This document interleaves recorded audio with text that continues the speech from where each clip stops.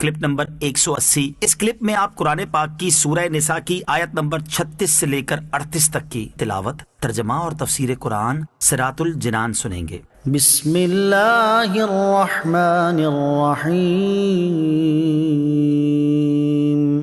ترجمہ، اللہ کے نام سے شروع جو نہایت مہربان رحمت والا ہے۔ وَاعْبُدُوا اللَّهَ وَلَا تُشْرِكُوا بِهِ شَيْئًا وَبِالْوَالِدَيْنِ إِحْسَانًا وَبِذِي الْقُرْبَى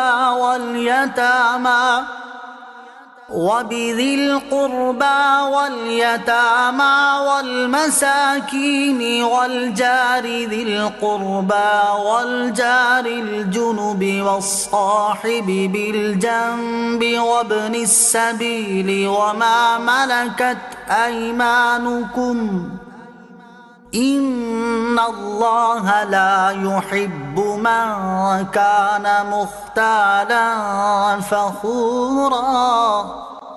ترجمہ، اور اللہ کی عبادت کرو اور اس کے ساتھ کسی کو شریک نہ ٹھہراؤ، اور ماں باپ سے اچھا سلوک کرو، اور رشتہ داروں اور یتیموں اور محتاجوں اور قریب کے پڑوسی اور دور کے پڑوسی اور پاس بیٹھنے والے ساتھی اور مسافر اور اپنے غلام لونڈیوں کے ساتھ اچھا سلوک کرو۔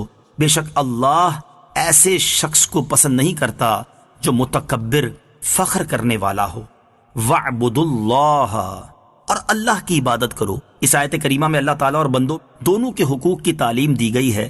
ان اللہ لا يحب من كان مختالا فخورا، بے شک اللہ ایسے شخص کو پسند نہیں کرتا جو متکبر فخر کرنے والا ہو۔ کسی کو خود سے حقیر سمجھنا اور حق بات قبول نہ کرنا تکبر ہے۔ یہ انتہائی مذموم وصف اور کبیرہ گناہ ہے۔ حدیث میں ہے قیامت کے دن متکبرین کو انسانی شکلوں میں چیونٹیوں کی مانند اٹھایا جائے گا، ہر جانب سے ان پر ذلت طاری ہوگی، انہیں جہنم کے بولس نامی قید خانے کی طرف ہانکا جائے گا، اور بہت بڑی آگ انہیں اپنی لپیٹ میں لے کر ان پر غالب آ جائے گی، انہیں طینۃ الخبال یعنی جہنمیوں کی پیپ پلائی جائے گی۔ الذين يبخلون ويأمرون الناس بالبخل ويكتمون ما آتاهم الله من فضله وأعتدنا للكافرين عذابا مهينا۔ ترجمہ، وہ لوگ جو خود بخل کرتے ہیں اور دیگر لوگوں کو بخل کا کہتے ہیں، اور اللہ نے جو انہیں اپنے فضل سے دیا ہے اسے چھپاتے ہیں، ان کے لیے شدید وعید ہے، اور کافروں کے لیے ہم نے ذلت کا عذاب تیار کر رکھا ہے۔ الذین یبخلون، وہ لوگ جو خود بخل کرتے ہیں۔ لغت عرب میں بخل سے مراد یہ ہے کہ اللہ تعالیٰ نے اپنے فضل سے جو مال دیا اس میں سے سائل کو نہ دینا، اور بخل کی شرعی تعریف یہ ہے کہ جو چیز ذمے میں واجب ہو اسے ادا نہ کرنا۔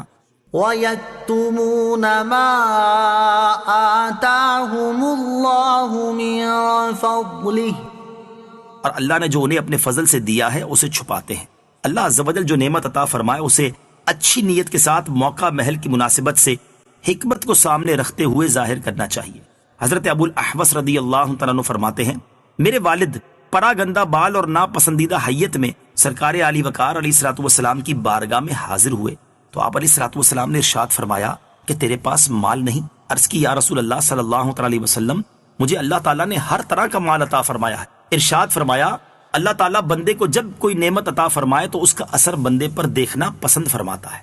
مسئلہ، اللہ عز و جل کی نعمت کا اظہار اخلاص کے ساتھ ہو تو یہ بھی شکر ہے، اور اس لیے آدمی کو اپنی حیثیت کے لائق جائز لباسوں میں بہتر پہننا مستحب ہے۔ والذین ينفقون اموالهم رئاء الناس ولا يؤمنون بالله ولا باليوم الآخر ومن يكن الشيطان له قرينا فساء قرينا۔ ترجمہ، اور وہ لوگ جو اپنے مال لوگوں کے دکھاوے کے لیے خرچ کرتے ہیں اور نہ اللہ پر ایمان لاتے اور نہ ہی آخرت کے دن پر، تو ان کے لیے شدید وعید ہے، اور جس کا ساتھی شیطان بن جائے تو کتنا برا ساتھی ہو گیا۔ والذین ينفقون اموالهم رئاء الناس، اور وہ لوگ جو اپنے مال لوگوں کے دکھاوے کے لیے خرچ کرتے ہیں۔ بخل کی برائی بیان فرمانے کے بعد اب ان لوگوں کے بارے میں بتایا جا رہا ہے کہ جو محض دکھاوے اور شہرت کے لیے مال خرچ کرتے ہیں اور اللہ عز و جل کی رضا کا حصول ان کا مقصد نہیں ہوتا۔ یہ بھی اسی حکم میں داخل ہیں جو اوپر گزرا۔ ریاکاری کی مذمت، اس سے ان لوگوں کو عبرت پکڑنی چاہیے کہ جو نیک کاموں میں لاکھوں روپے خرچ کرتے ہیں لیکن مقصد صرف واہ واہ کروانا ہوتا ہے، بکثرت خیرات کرتے ہیں لیکن ساتھ ہی یہ شرط رکھتے ہیں کہ اخبار میں خبر اور تصویر ضرور آنی چاہیے۔ اسی طرح شادیوں کی فضول رسومات میں لاکھوں روپے اڑا دینے والے بھی عبرت حاصل کریں، جو صرف اس لیے رسمیں کرتے ہیں کہ اگر یہ رسمیں بھرپور انداز میں نہ کی گئیں تو لوگ کیا کہیں گے، فلاں نے اتنا خرچ کیا تھا میں کیوں پیچھے رہوں وغیرہ۔ حضرت محمود بن لبید رضی اللہ تعالیٰ عنہ سے روایت ہے، تاجدار رسالت صلی اللہ تعالیٰ علیہ وسلم نے ارشاد فرمایا، مجھے تم پر سب سے زیادہ شرک اصغر یعنی دکھاوے میں مبتلا ہونے کا خوف ہے۔ اللہ تعالیٰ قیامت کے دن کچھ لوگوں کو ان کے حساب کے وقت ارشاد فرمائے گا کہ ان لوگوں کے پاس جاؤ جن کے لیے دنیا میں تم دکھاوا کرتے تھے اور دیکھو کہ کیا تم ان کے پاس کوئی جزا پاتے ہو۔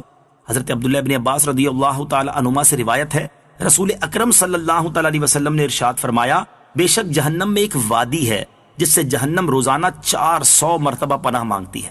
اللہ تعالیٰ نے یہ وادی امت محمدیہ کے ان ریاکاروں کے لیے تیار کی ہے جو قرآن پاک کے حافظ، راہ خدا میں صدقہ کرنے والے، اللہ تعالیٰ کے گھر کے حاجی اور راہ خدا عز و جل میں نکلنے والے ہوں گے، لیکن یہ سارے کام صرف ریاکاری کے لیے کر رہے ہوں گے۔ وَمَن يَكُنِ الشَّيْطَانُ لَهُ قَرِينًا، اور جس کا ساتھی شیطان بن جائے۔ دنیا میں شیطان کا ساتھی اس طرح ہوگا کہ وہ شیطانی کام کر کے اسے خوش کرے، کیونکہ جو شیطان کو خوش کرتا ہے شیطان اس کے ساتھ رہتا ہے، حتیٰ کہ کھانے پینے، رات بسر کرنے اور دیگر کئی معاملات میں شریک ہو جاتا ہے۔ اسی لیے یہ حکم ہے کہ ہر جائز کام بسم اللہ پڑھ کر شروع کیا جائے تاکہ شیطان کے لیے روک ہو، اور آخرت میں شیطان کا ساتھی ہونا یوں ہوگا کہ وہ ایک شیطان کے ساتھ آتشی زنجیر میں جکڑا ہوگا۔ یہ وعید خاص گناہوں کے ذریعے شیطان کا ساتھی بننے والے کے بارے میں ہے، اور جس کا ساتھی شیطان ہو وہ اپنے انجام پر خود ہی غور کر لے کہ کیسا ہوگا۔